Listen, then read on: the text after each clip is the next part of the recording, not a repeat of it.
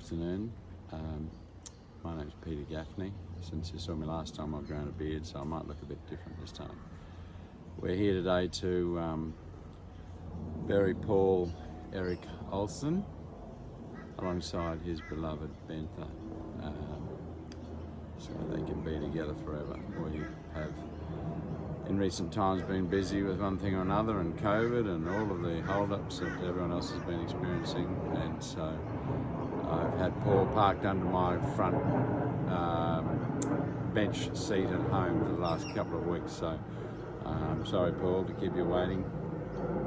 But this is their oasis. This is their beautiful home that they put together, built, bought, and put together back in the 60s. There's a little bit of a green tinge to the swimming pool right at the moment, unfortunately, as we haven't been using the pool. And incidentally, the camera lady, which is my daughter Lennox,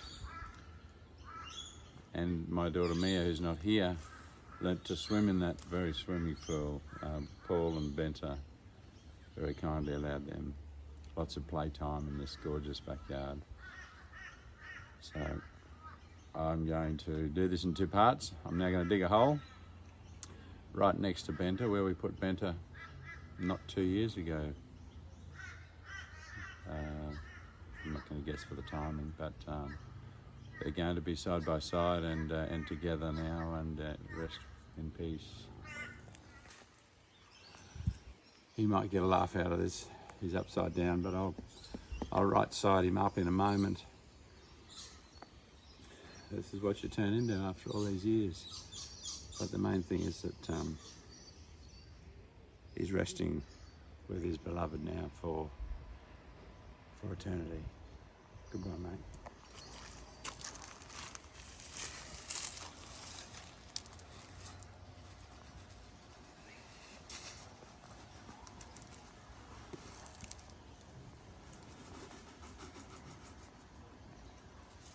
Bentha's little plant that we put in. There we go.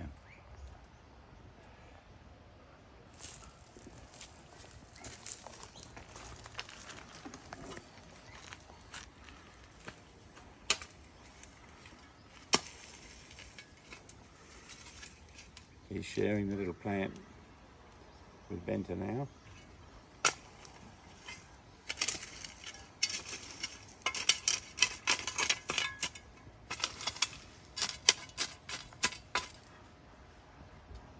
Goodbye, mate. So just back on a formal note, for what it's worth, these were the notes in Paul's ashes. Paul's date of death was 23rd of July this year, 2022, and his cremation date, with all of the waiting and everything else, his cremation date was the 16th of August. I'm not wearing my glasses, it might be the 15th of August. Now Paul's resting in his home with his wife. Hi there. A few words about Poul Olsen. Myself and my wife Peter, my daughters Lennox and Mia, grew up opposing neighbours to Poul and Bentha until the last few years, when we moved only a couple of blocks away from them, but they were our neighbours for about 19 years, and we became very fond of those two as neighbours and friends. Poul was the perfect neighbour.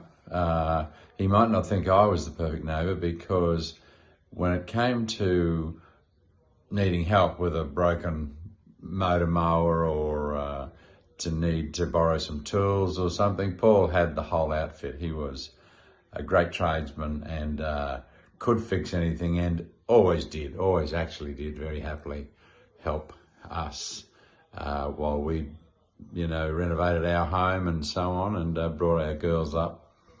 As I mentioned already, or later in this speech, my two daughters, now 21 and 23, grew up and learnt to swim in Paul's backyard under the watchful eye of Benta, who was a wonderful person, influence to my daughters as well.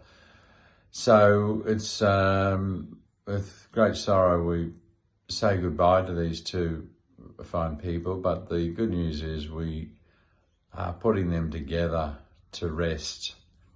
And the beautiful thing about that is they're living eternally now in the home that they built so many years ago. That house that they live in and they are being buried in today, or Paul is being buried with Benta today, was before my time. So I'm a 65 baby, and those two were in that home in and around about those years.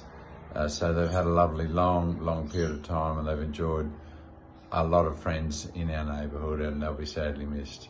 So on behalf of the Gaffney family, we would like to send our wishes across the oceans to Paul's extended family, and